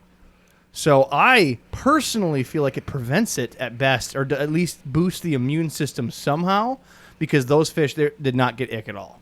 I was just blown away. That's very possible. But Or total bullshit. But as One of a the two. cure, I'm no. Treat like you should. No. That's See, like I have colon cancer. I'm gonna drink a lot of water today. Go ahead, Adam. Okay, so the way I used it was, and the way I had understood it, and I had read this, I don't even remember where, but I'd read it somewhere, was that there's that chemical that, I don't know if it, allicin or it's something in the garlic. It builds up in the slime coat, and then it can't penetrate into the slime coat. So it won't necessarily cure it, but if you feed it over a long period of time, it'll build up in the slime coat, and then you don't get ick. I've used it and I've loved it, and I'd sell the crap out of it because I thought that it worked and it helped. But I mean, yeah, there is no scientific stuff, but I've seen it work in my tanks. And he's looking at me like I'm a fucking idiot, fluking idiot. It sounds like voodoo black magic to me. I've got Sorry, Scrap. There's going to be a lot of these. I'm gonna buy one of those like garlic things on strings, just and send it to Adam's house. Just hang it in your tank, float Right. it in there. Put a cross behind, see if it pierces their souls. Okay. So I've got a question, Dr. Fish. Why does Robbie's clown loach have blood streaks in its tail? His clown Ooh, that's a good one. his clown loach Tip- has been acting differently. I sit next to the same tank every week. Honestly, it's something that came up. I think it's just one of them that has the real issue. Yeah. And anyway, I watched him kind of start acting strangely a couple of weeks ago, and now today he's got little blood streaks if you look really hard. Well, first we're gonna treat with salt and then do a water change, and then doctor's gonna recommend something else. It typically when you see blood streaks in the finnage, that's typically a bacterial infection. You know what type of bacterial infection? You know it's hard to say, unfortunately. So what would you treat anything with this, or just hope it runs its course? I would just really good water changes, high water quality, good food, and see what happens. Unfortunately, yeah, that would be the best route for right now. Oh, also, I did some more homework, and I wanted to prove my other theory. So when I was a kid, right, I grew up with a lot of vegetarians, and they just believe that you should take garlic pills every day. And these people, like, you see them at church, you see them wherever, and they just reach. They stink of garlic in their breath, their skin, like in their hair. Like, they smell like garlic people. You know these type of hippies I'm talking about. So, growing up, I'm a fat kid with O positive, right? I got the good stuff, and I get just mauled by mosquitoes, right? That is our state bird. So I decided, like, all right, people say, like, I'm not seeing these weird hippie garlic eaters do it. So I decided to, like, put garlic chives in all my stuff, take a bunch of garlic pills until I was of the same smell of these people. My mother hated it. I did it for like a few months in the summer during peak mosquito season, and the mosquitoes seem to be leaving me alone. Now I'm finding out that there's like hippie mosquito spray used with garlic because apparently it's toxic, and you have to, according to the research, you have to consume crazy amounts of garlic before it even affects the mosquito's blood intake. So maybe if we just pack our fish with piles of garlic, we'll have no results whatsoever. Money well spent. Money well spent. All right. How do you forcefully breed fish? I'm not watching that. That's probably No, we'll pass there, Willard. Okay. I think he's trying to meme, but I think this came from a real question on how do you induce breeding for specifically carp. But that was a pretty funny way of doing it. I'm not gonna lie. Yeah, that's going to be injections of one of the chemicals we were discussing earlier. Well, I've seen, because I've even seen like some of the koi breeders that are part of the Koi Club I'm in, they just wait for a girth female. They squeeze into a bowl and squeeze some milk. I mean, it's like 2 squeeze processes. So are you saying Yep. like hormones to get that going? Correct. Okay. Yeah. Get them egged up, and then you'll milk them, and then you'll milk the male and mix it yourself, and With a away feather. you go. And it's pretty easy. Like you assume that it's there's something to it. It really isn't. When they're really gravid with eggs, it's a light squeeze and they just spill out. Like it's Yes, not they a do. lot of work. All right, next question. That's just wrong, people. I mean, that was a good way of doing it. So what'd you do this afternoon? I got my fish off.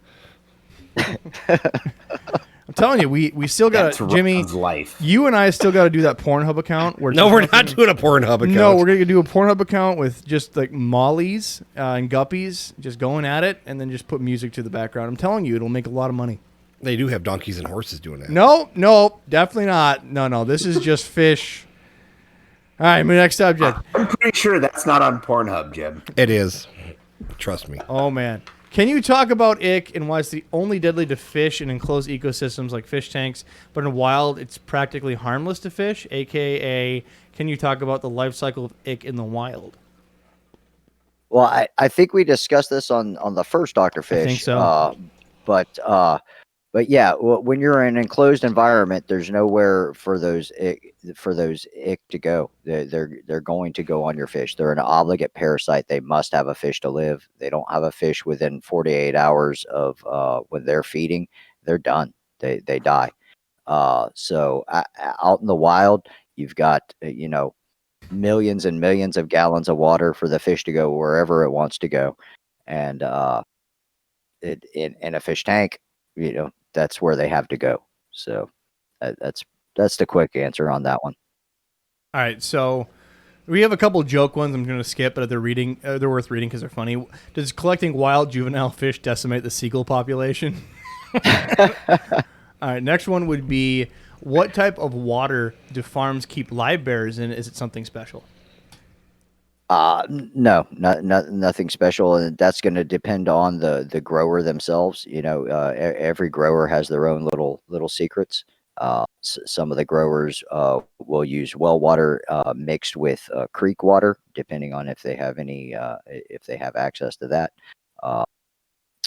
Well, at our farm, we use our well water mixed with RO water, so to try to manipulate the pH a little bit. Perfect. Next question. How much truth is there in higher temperature raising fry faster? Higher temp water. it's going to increase the metabolism of the fish when you increase the temperature. So I suppose that would grow them faster. I mean, we're warm-blooded species, so we're going to stay relatively the same temperature, regardless of how dumb we are and go outside. But these things are really affected by their environment. That's why it's so crucial keeping the temperature within a 10-degree range in a lot of fish, is because their metabolisms are so affected. So if you're having higher temperature, I mean, the narrative there is that they're going to eat more, they're going to grow faster. I mean, even we talk with Steve Rubicki. He keeps a lot of his older angels cold on purpose, just to essentially make them "quote unquote" last longer. He keeps them, because he keeps 3 different tiers of tanks, and he heats the room, and so of course the bottom tanks are not much, but they are cooler than the top tanks. And Right. so he'll keep some of his breeders down there. So I got one for me. How do I not get algae when I add sticks from the outside? Boil the crap out of them. Bake them, but sticks are hard because they can light on fire in your oven. So, I mean, the best way is boil them, honestly. Boil them, salt them. Yeah. Roll them in salt, boil them, boys. Pretend that you're going to serve them to mom. Unless you have something better, doctor. No, that's some great advice. I suggest also, like if you like to use peat in your filter or something like that, I suggest baking it before you ever put it, or even microwaving it before you ever put it in your filter sock or whatnot. Actually, Mycobacterium can live in the peat even though it's dried out. I've seen people actually purchase old toaster ovens from their thrift store just to make sure that they can do it outside on a cement floor in case something goes haywire and they light something on fire. Then it's not going to cost them a whole lot of money and they did it safely. But yeah, I think even like one of the old like Dustin Fish Tank's YouTube videos, he was like baking shit in a toaster oven. Could you take the peat moss and freeze it? Would that take care of some of the problems? I mean, if you put it in a freezer for I would say heat is better than cold. Okay. For stuff like that. Yeah, definitely. I mean, if that was the case, we'd have no bacteria blooms in the spring in our lakes and streams. Actually, like the flash point of wood is 572 degrees. So if you were to do like a slow, low roast in your oven, well, I'm for worried like more an hour like or so, a stick falls be off good. a baking sheet, falls on a coil, burns down a house. They sue aquarium guys, and we all go to jail. So don't do that. No, you go we're not to jail. we're You're not going to jail, Ron. responsible for anything that We are you not do, responsible. but These are vague recommendations, and some aren't even recommendations. Pontifications. We need a lawyer as well as HR, Jimmy. You know, we're going to have a meeting with the HR here very shortly, so you guys might want to pull up your pants and get ready for a kick in the nuts. All right, so I'm going through here. Could you safely bleach treat septicemia in fish? What? No. Next question. That's an even worse look than what I got. I'm reading it honestly here. That one's there. Septicemia is treated by antibiotics. They already answered that one. There you go. Yes. In what would bleach be a medication for? Blue ring octopus when Adam has them. I mean, clearing your tank of viruses and mycobacterium. It also makes your you white don't want any fish sparkly in there. bright. I mean, it's going to kill bleach.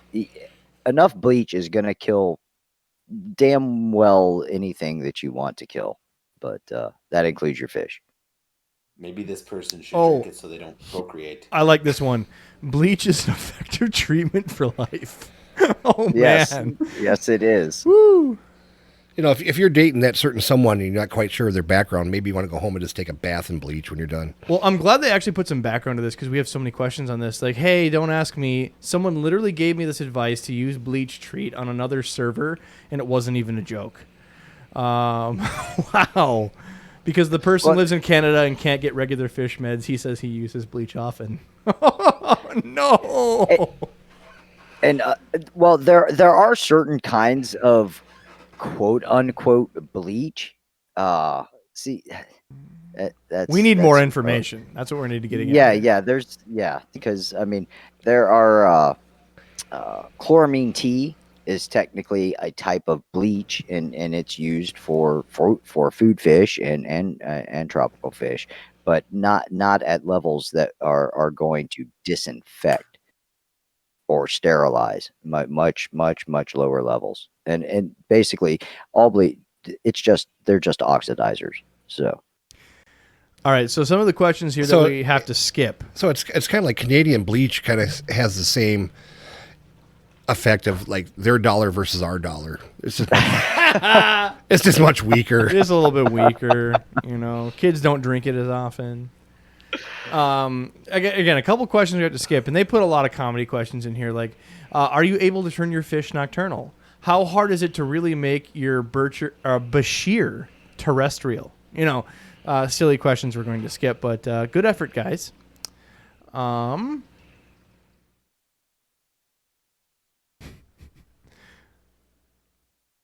Most of it, they actually put like a lot of advice for this. Most important thing, is my opinion, would be changing the feeding time to 3 a.m. Other experiences may differ. Why do you want to turn your fish nocturnal? Because you're up all night partying too? Right. Do you have any? Okay, here's a good one for you, Doctor. What tank and requirements do you recommend for poontang?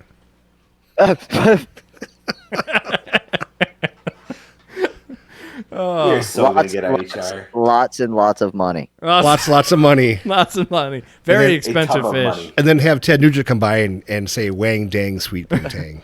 Very, very expensive fish. Any decent tank that is responsibly soaked, clean, thriving things, a good parent. Nope. Next question. Nope.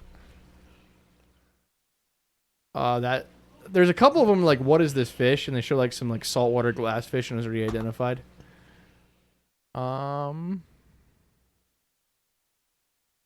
All right, I think we caught up with questions. We're gonna go back to the aquarium guys Discord and finish up. There was a questions lot here. of poontang questions there, wasn't there? I had to cut all the poontang questions out. I figured we just highlight it once, and that's good enough for Dr. Fish tonight.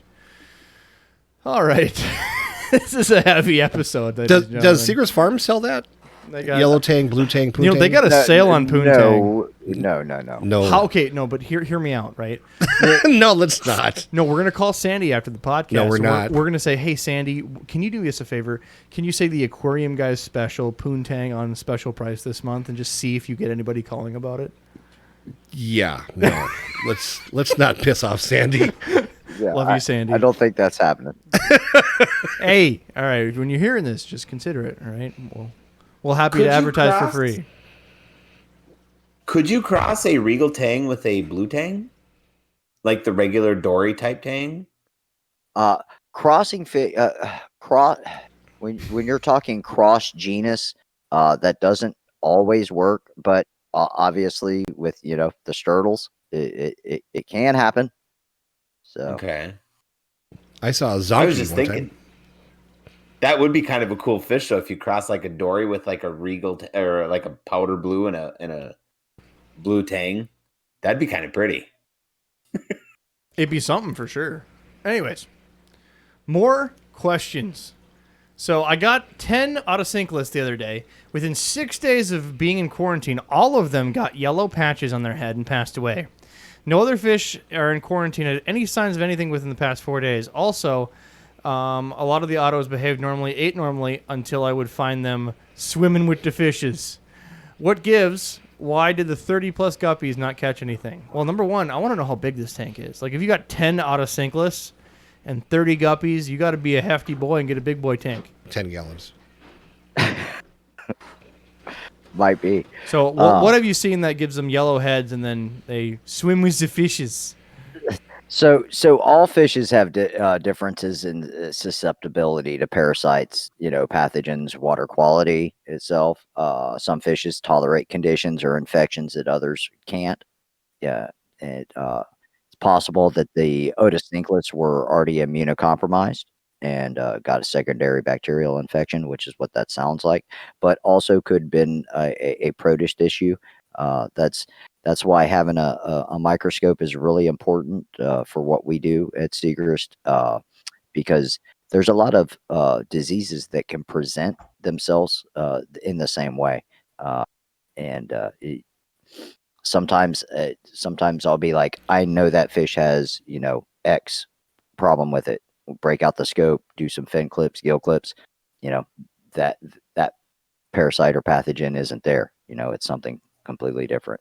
So it happens. And then with Otocinclus, uh, they're not the hardiest fish to begin with, especially the supply chain that they have to come through. They're in transit a long time from the time they're captured or grown and then shipped up here. And then your bottom dwelling fish are always going to have a better chance of getting sick, just because of the opportunistic pathogens and parasites that are in the water and hang down at the bottom. All right, next question. How many tanks... Oh, excuse me. We answered that one before. Cannot using a heater in Florida's AC-controlled environments cause any medical conditions and illnesses to fish in these aquariums? If your ambient temperature change is big enough to actually change the temperature of the water quickly, that could be issues. But in most parts of Florida, I don't think that's going to be a problem. And honestly, bigger's better, because let's say that you had that extreme deal where you left the house, your Nest thermostat kicked off, for some reason your maid opened all your windows, and now it's 102 degrees when it was 64. Your 55, your 125 gallon tanks are still going to change temperature a lot slower. Thicker glass, more water, it takes time. Versus like a 20 gallon, 10 gallon, or 5, man, the moment the sunshine hits it, that thing's going to roast. Yep, definitely agreed there. Better question, is there a way to keep my angels from being sexually attracted to my heaters? Dress your heater differently. I mean, honestly, if you put your heater like a vertical, they're just asking you to get raped, right? You have to lay them horizontal, low in your tank, so then they're not going to get, screwed with. Either that or get a couple of slates and lean up against the heater, and then they will be sexually attracted to that slate and lay their eggs there. Man, we should make a T-shirt where like angelfish is like making sexual advances to a heater. Yeah, that will sell really well. I'd buy it. I'd wear that hoodie all day, twice on Tuesdays. All right. In the rare case that he gets stumped, such as identifying strange illnesses, how does he find answers to his questions? Being the guy with all the answers is nice until you have to question yourself. Hours and hours of reading and looking at fish, leaning on my mentors and my colleagues, and Google Scholar is a great source, and medical fish publications. That, finding great communities like Discord and other forums. Occasionally, Absolutely. you can get bad advice there too. Like No kidding. treating with bleach. We've learned that today. All right, when you have scaleless fish... No, I think we asked that again. What is the oddest oddball you've had to work with at Seagrass Farms? Julie. Julie. Yeah. Poor Julie. I'll tell you the hardest thing I find the hardest thing to work with is some of the marine inverts, urchins, stuff like that, and it's a whole different ball game than fish. This past week on National Geographic, they've been running a special and showing all the things in the ocean and the reefs down in the southern hemisphere. And they had some incredible stuff on the long spiny urchins and the one fish that will eat them. Yeah, it was incredible watching these things in the wild. Those longfin spiny urchins, some of them had 12 to 16-inch spikes on them. Incredible. But if you want to see some really cool stuff, National Geographic's been running it all week. I wish I remembered and wrote down what the titles were, but just incredible photography and just very educational. So I encourage anybody to check that out. That's cool. All right, here's a question for everybody. What is the most bulletproof fish that you've ever experienced? I'm talking like one species, no treatment, prevention, acclimation when bringing in wild stock. What is bulletproof? I'm going to ask Jimmy first. I've got that cement goldfish out in my front yard. That thing is, not going to lie, rock solid. Rock solid. Hasn't got ick. It doesn't care about the snow or the wind or the rain. It don't give a damn. Not even a little bit. All right, how about you, Adam? Besides my endlers, Besides your endlers, your feeder guppies. The best luck I've actually had is wild blue rams. Ooh. The Bolivians? They're not even German. No, not Bolivians. Like the ram cichlids that are wild caught. So are wild caught blue rams a lot less aggressive because they're not German? No. Do they speak funny? They speak with Spanish, an Argentinian accent. Argentina. Excellent. Didn't Madonna do a song about that? Don't leave me, Argentina. Yeah, there we go. I'm going to go either convict cichlids or dojo loaches. The reason dojo loaches is because literally you can throw them in like frozen lakes and they'll thrive. They're the most bulletproof things ever. I've had it where they're living in no water. It's crazy. And convicts, I know that you're not supposed to keep them in low temperatures. But honestly, when have you ever had a convict not thrive? They'll thrive in a toilet. They breed in toilets. Honestly, a guy actually had a toilet tank I saw online that he was having convicts breed in, just for the sake of the joke. Like, oh, what's the toilet doing in the middle of your room? Like, open the lid, convicts. What's yours, Dr. Fish? Pseudotropheus cichlids. Pretty much any of them. They're really, really solid, hard to kill. Tolerate any kind of water you throw at them. You know, eat whatever you throw in there. That happens to be my favorite fish anyway. I like the Labiatropheus specifically, but any those Malawi, the Malawi Mbuna are pretty solid. So I think we need to give an honorable mention to a icon through the podcast, Charlie the catfish. We told a story about how he was in 6 months of 2-inch water. We didn't even know he was there. Complete blackness, no food, 50 degrees. And we 6 months later, like, oh, we got to go take the stuff out of a warehouse. And then there he is, still alive somehow. So he lived for years after that. We sent him to West Virginia with our dear friend Dabby. Dabby had him for a long time, and he finally passed away after all these years, Jimmy. That's because somebody fed him and cared for him. Right. He got love. He felt compassion. He released the hate, and then died. And then gave it all away. So They killed him with kindness. That's right. killed him with kindness. Those people in West Virginia. All right. Here's one that I got submitted in. How do you know if you're dealing with a slow-killing columnarius strain? I think I said that correctly. Are there any specific signs or symptoms that would confirm it is not columnarius? And I can send you that word to make sure I'm not butchering it. Columnaris. Thank you. Unfortunately, a confirmed diagnosis of columnaris, you need to do a wet mount for, which is you take your microscope slide, get a clip of the fin, or just scrape the fin or the skin, and then put the slide on top of the or the cover slip on top of the microscope slide and look under it. The cool thing about columnaris is it's a bacteria that you know exactly which bacteria it is just by looking at it. You don't have to have a bacterial ID done because they form these large haystack formations, what we call haystacks, and they're flexing rod bacteria, and they're so not only do they wave back and forth on their haystacks, but they actually flex. And when they're when they're making more bacteria, they'll flex, and then flick a bacteria out, and then that bacteria goes out and it starts splitting and makes another haystack somewhere else. I would pay like $10 for someone to narrate that, like a little I'm going to have video. a nightmare tonight about that. Just to be on YouTube, just someone like, no, don't do it, Charlie. And he just flicks another haystack out.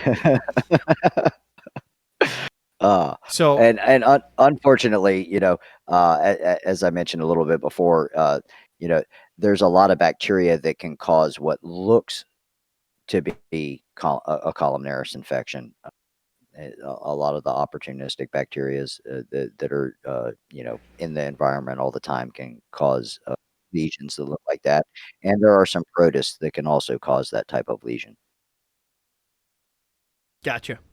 So the next one down the list that we have is not necessarily a question. I think it's more of a shout out.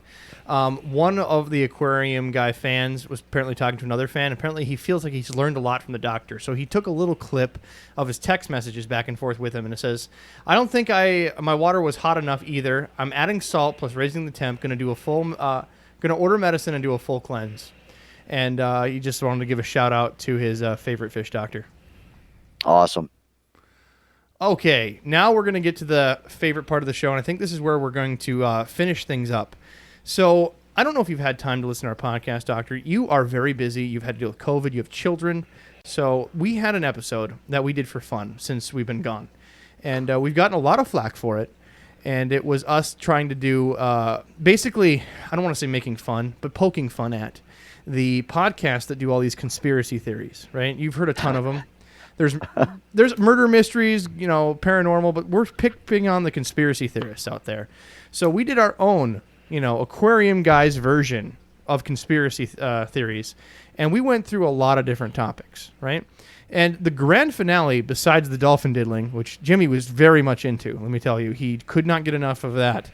But after that, we had this video, and it was only explained as the creepiest thing I've seen since doing this podcast.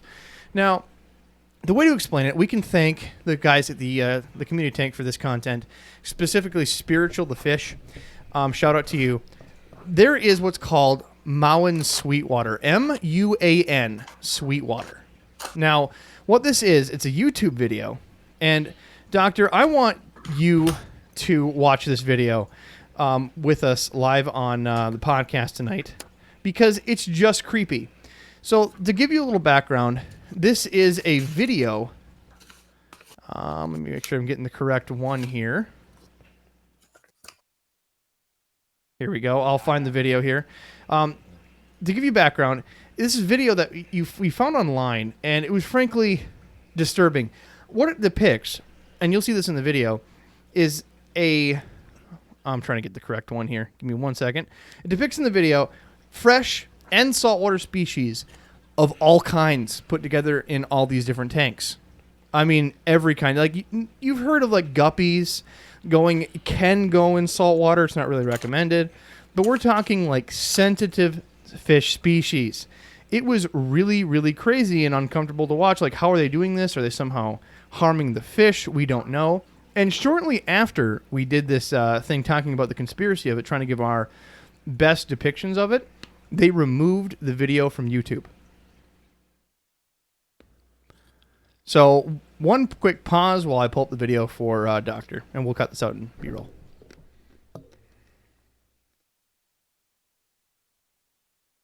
Yeah, it's actually pretty amazing. We don't know what to make of it.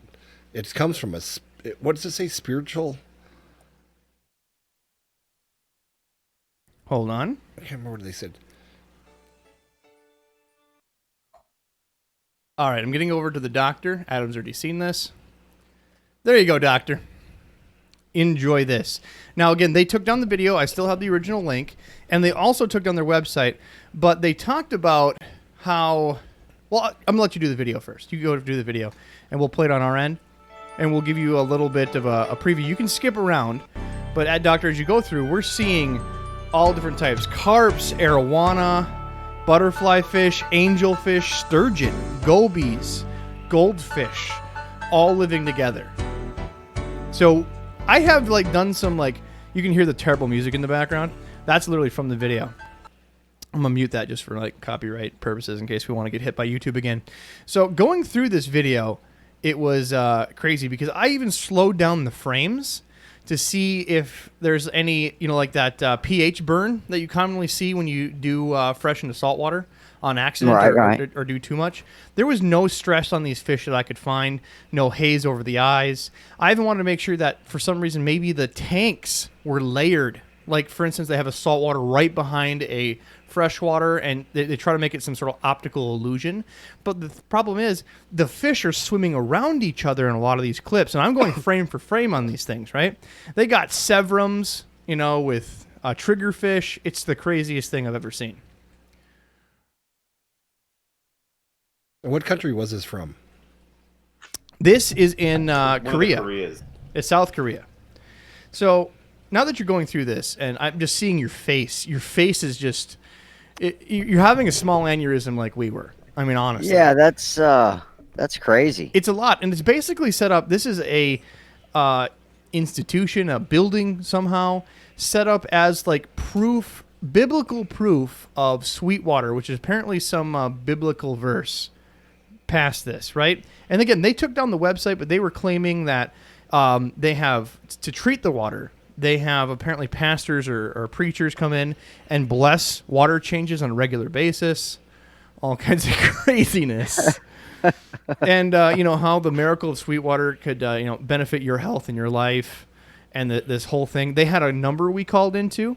It was a legit number. It was like a week and a half after we aired the episode, they took everything down.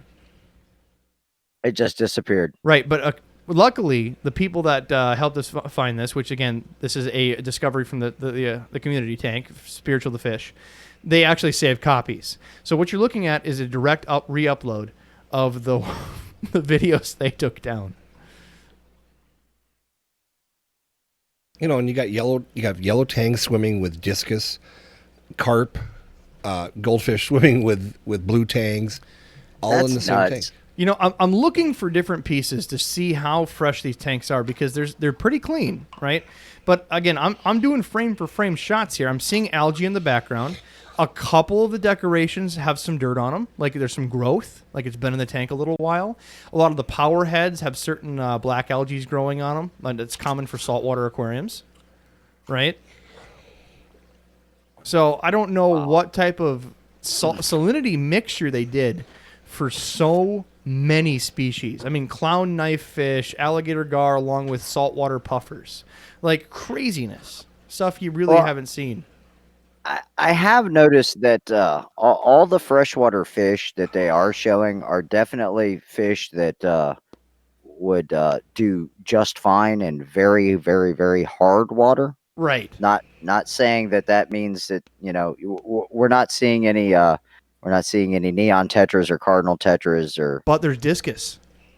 There are discus, but if they were tank raised and have never seen low pHs, then that really wouldn't matter. Still, though, I mean, I've yet to see a discus do that. It's not that it can't, but I think you could probably find a happy medium in there, honestly, for most of those fish on the freshwater side. Now, on the marine side, I don't have an answer for you there. So you're saying it's a miracle. It's a miracle.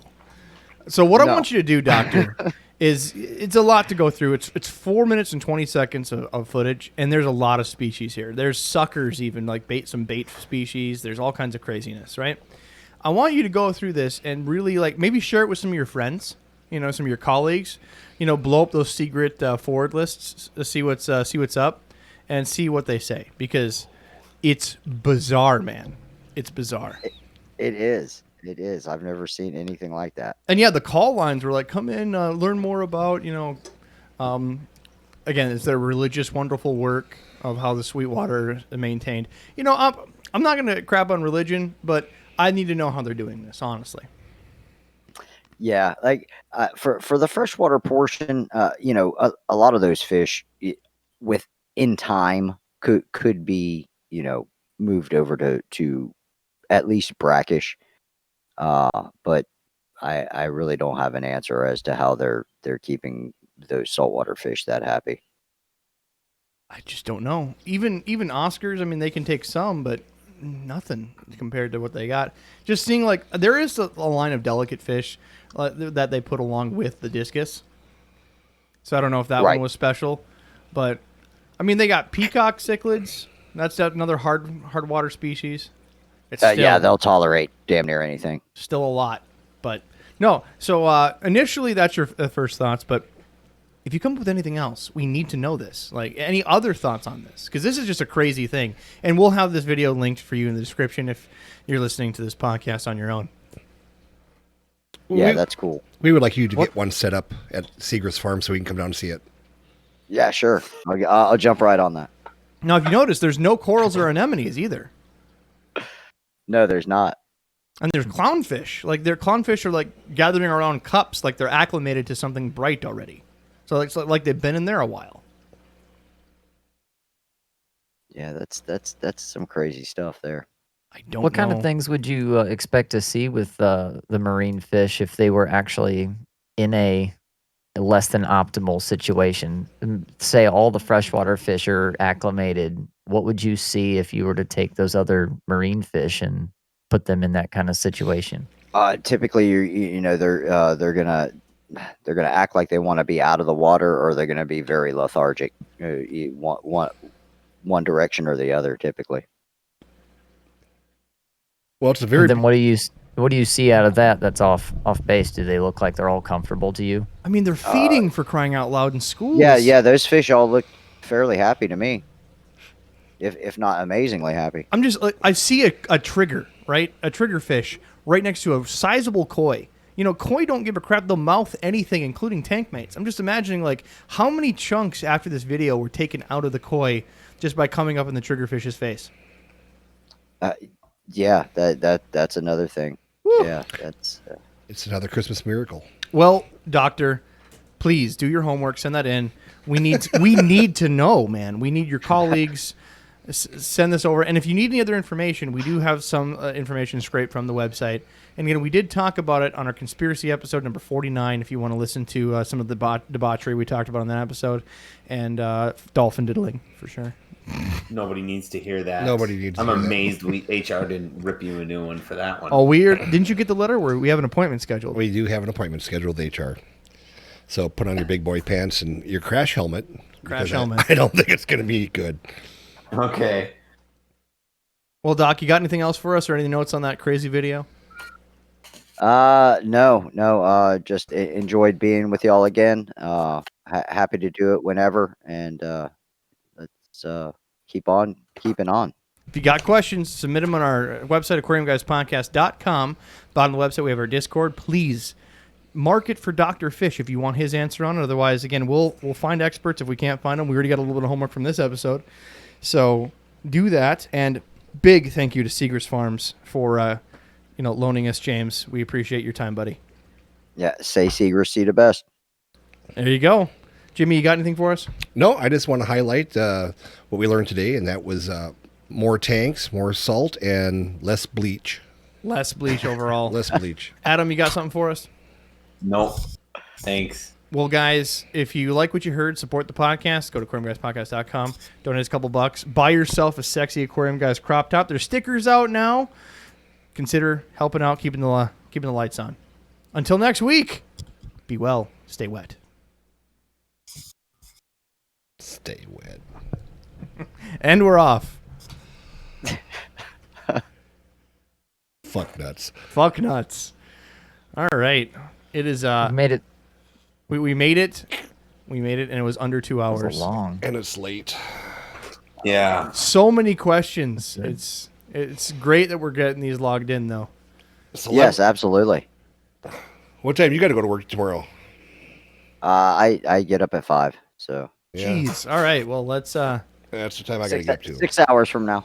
let's all take a nap. Well, thank you for your time Yeah. again, and we'll send you a crop top T-shirt, and you can wear it next time on the podcast. Yeah, you sexy beast. You can see our camera, right? Look at how Yeah, great yeah. this is. That'll be all belly button all day, baby. Oh yeah, yeah. My belly hanging out. That'd Yes. be beautiful. Sexy. Sexy. Where- You need 2 of those shirts, Robs. 1 for each man boob. Yes. One for each man boob. You need 4, 2 for the bottom. Well, guys, I see there's definitely a few new faces in here. Thank you for coming. We're going to do a hangout session above. Dr. Fish, Adam, and Jimmy all have to leave, but I'll hang out at least for a little while. Admins, go ahead and move us to the channel. I will be back after I see Jimmy out. Peace out, everybody. See ya.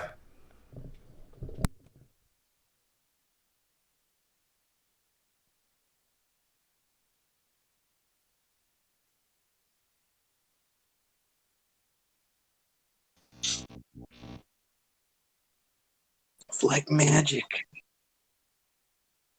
Bum bum bum. Thanks, Crap. Really gonna get some info on the licorice gummies, but this is none of that online. Except for like one Rachel Leary video.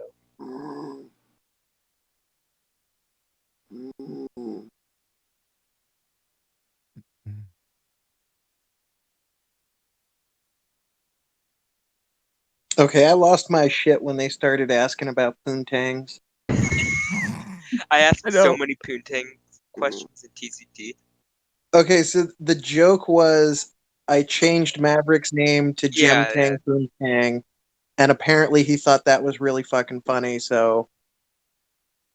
But I'm not in TCT anymore, so hearing it cycle back is like... Oh, so juicy. I left for a few days and then I joined back in again today to see what dumb questions they asked. I never yeah, leave Discord. I just lurk. All right. Bye, Twitch.